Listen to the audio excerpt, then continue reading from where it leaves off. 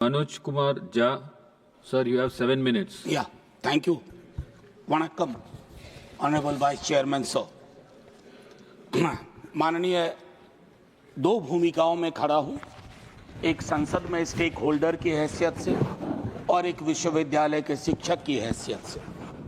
कोई तल्ख टिप्पणी नहीं करूंगा, लेकिन कुछ सरोकार बताऊंगा। सबसे महत्वपूर्ण प्रश्न जो मेरे जहन में अभी आया कि मैं ऐसी हिंदी कैसे बोलूं जिसमें उर्दू ना हो, और ऐसी उर्दू कहां से लाऊं जिसमें हिंदी ना हो। तो भाषाओं का जो मसला है, जो मानस में रचा बसा है, इन दिनों कई चीजें चल रही हैं। हम तो संगम लिटरेचर पढ़ के बड़े हुए, इतिहास में पढ़ा, तमिल रिचनेस, संगम लिटरेचर पढ़ा। सर, ओपनिंग रिमार्क दे रहा हूं, भाषा के विवाद में 60 में हमने बहुत कुछ गवा दिया। यह मुल्क साझा और बराबर की साइज की ईंटों से बना है। किसी ईंट की साइज को बड़ा दिखाने की कोशिश करेंगे, इमारत गिर जाएगी। इमारत बचाने का वक्त। मैं सिर्फ इतना कहना चाहता हूं, चाहे संस्कृत हो, तमिल हो, बांग्ला हो, मैथिली हो, भोजपुरी हो, हिंदी हो, भाषाएं सरकार के प्रोत्साहन से नहीं बढ़ती हैं, भाषाएं लोक माध्यम से बढ़ती हैं। और अगर हिंदी भाषा बढ़ी है तो लोक माध्यम से बढ़ी है, छोटे छोटे गानों से बढ़ी है। पखवाड़ा मनाने से हिंदी नहीं बढ़ी है, फोर्टनाइट मनाने से नहीं बढ़ी है। सब ये मेरी पहली बात थी। लेकिन खैर क्या कहूं, मकतबे इश्क का दस्तूर निराला देखा, उसको छुट्टी न मिली जिसने सबक याद किया। तो ये हालात इन दिनों है कई सारी चीजों में। एक मैं मानता हूं कि शायद हमारे दिग्विजय सिंह जी, हमारे सीनियर, वो एक लंबी लकीर खींच गए, तो मैं बहुत चीजें दोहराऊंगा नहीं। मैं सिर्फ चिंतित हूं, मैं इससे पहले के एजुकेशन पॉलिसी का क्या हश्र था नहीं जानता, लेकिन इस सदन में न्यू एजुकेशन पॉलिसी पे व्यापक चर्चा नहीं हुई है। सदन को इससे महरूम करना क्या ये उचित है? मैं ये सवाल छोड़ता हूं सदन के विवेक पे और सरकार के विवेक पे। सर, इस पूरे दस्तावेज में कई मिसमैच हैं। दस्तावेज की शक्ल और वैचारिक रुझान की, पेडागॉजी और टेक्नोलॉजी के मिसमैच की, लैंग्वेज को लेकर के एक बात मैंने कह दी, उसी को थोड़ा खुलासा करता हूं। सर, मदर टंग वाली बात बहुत बेहतर है कि 5वीं क्लास तक मदर टंग में शिक्षा दी जाए, लेकिन हम बाबा साहब भीमराव अंबेडकर को याद करें। उनके वक्त में जो सच था वो आज भी सच है, क्योंकि सोशल इकोनॉमिक मोबिलिटी के लिए अंग्रेजी एक भाषा है, उसके प्रति दृष्टिकोण भी हमें साफ करना होगा। भाषाएं किसी की बपौती नहीं होती हैं, भाषा लोक जीवन से उभरती है और भाषाएं लोक जीवन को समृद्ध करती हैं। अब doubling the gross enrolment ratio की बात हुई 2035 तक संभवतः इस दस्तावेज में, तो उसमें मुझको लगता है कि उस हिसाब से अगर इसको अचीव करना है तो प्रति सप्ताह 15 वर्ष तक नए विश्वविद्यालय खोलने होंगे। अब आइए सर, मैं एक महत्वपूर्ण विषय पे आता हूं, और इस विषय पे संभवतः मैं 50 बार बोल चुका हूं।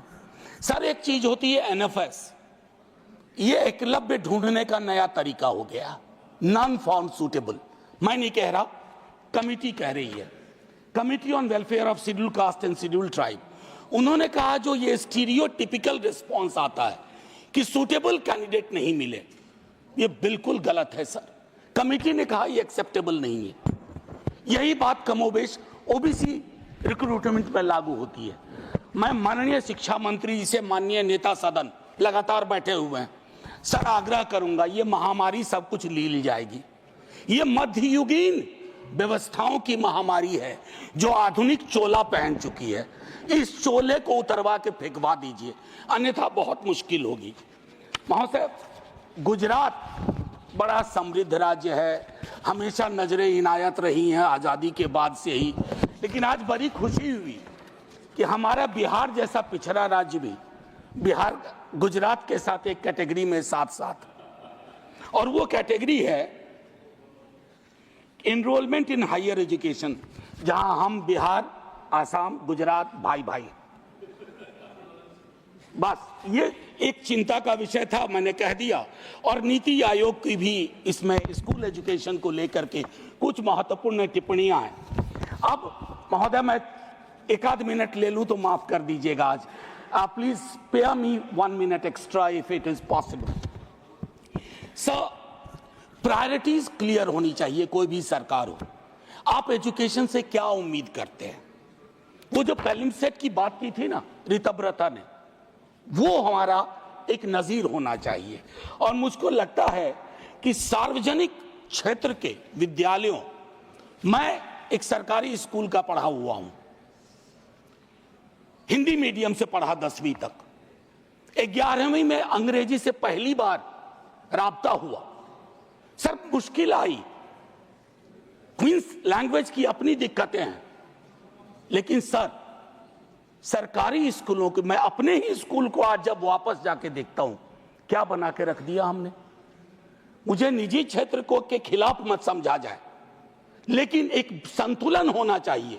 दुनिया के तमाम उन देशों ने एजुकेशन और हेल्थ में सबसे अच्छा किया है जिन्होंने सार्वजनिक क्षेत्र के को बढ़ोतरी दी है, उसको प्रोटेक्ट किया है। एनटीए के बारे में कई दफा बोल चुका हूं सर। ये कोचिंग इंस्टीट्यूट के, मैं संसदीय दामाद असंसदीय तो नहीं है ना, मैं पूछ लेता हूं पहले ही, नहीं तो दूसरा शब्द दूंगा।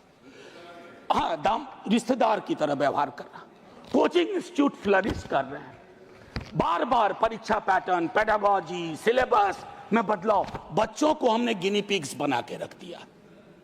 मैं दिल्ली विश्वविद्यालय में हूं सर, नामांकन की पद्धति बदल गई है, लेकिन मैं देख रहा हूं अब 8वीं 9वीं क्लास से बच्चा स्कूल एजुकेशन को छोड़ करके एनटीए की कोचिंग ले रहा है कि सीयूईटी क्वालिफाई करना।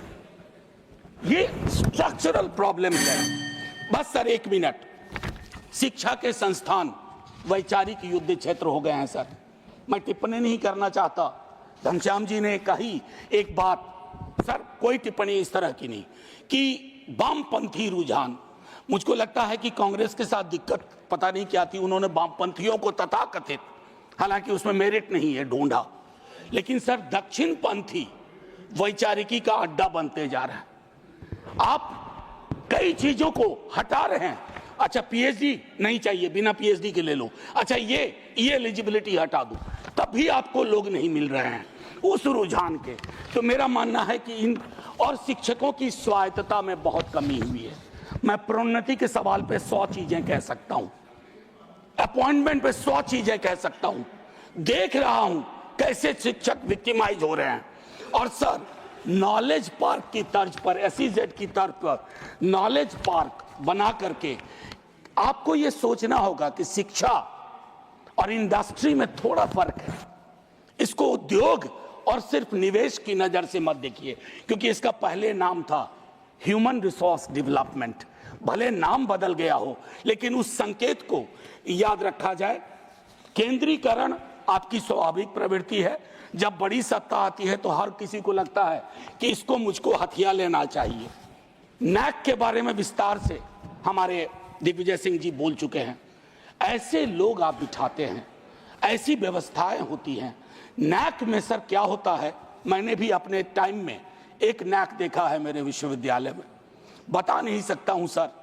एकदम जैसे शादी ब्याह में रिश्तेदारी में जाने पर वो जो गिफ्ट का आदान प्रदान होता है, वो सारी चीजें होती हैं। और कई विसंगतियों के बावजूद उस संस्थान को A+ या A मिल जाता है। रिविजिट करिए। धर्मेंद्र, माननीय शिक्षा मंत्री जी से कहूंगा, शिक्षा मंत्री और रेल मंत्री सबसे डिफिकल्ट काम है इस देश में। आप एक महत्वपूर्ण पद पे हैं। मैं आपसे कहूंगा, आपकी सरकार नहीं होगी, लेकिन इस नीति का प्रभाव रहेगा। इसलिए कोशिश किया जाए हम सबको कि हम सब ऐसी व्यवस्था विकसित करें जहां खुले मन से बोलने के लिए कोई बंद न कर दिया जाए। डेमोक्रेसी की एक परिभाषा है sir, true democracy is one where you are not closed for being open. आखिरी 30 सेकेंड मैं एक और चीज कहूंगा सर। संजय जी कह के गए, मैं विवाद में ही नहीं, मैं हिस्ट्री का स्टूडेंट हूं सर।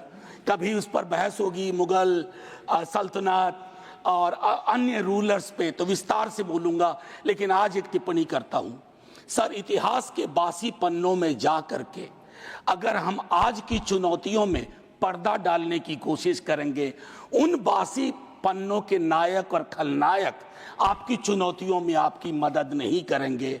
अद्भुत विसंगति है कि औरंगजेब पे टिप्पणी तो सदन से बाहर और महात्मा गांधी के हत्यारों का महिमा मंडन तो सदन के अंदर।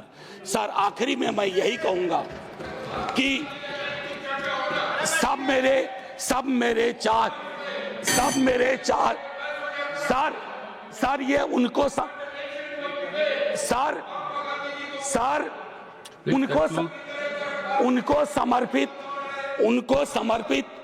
उनको समर्पित जिन्होंने उर्दू पे कुछ अल्फाज पेश किए थे। Please conclude. सब मेरे चाहने वाले हैं, मेरा कोई नहीं। Please conclude. सब मेरे चाहने वाले हैं, मेरा कोई नहीं। मैं भी इस मुल्क में उर्दू की तरह रहता हूं। जय हिंद सर।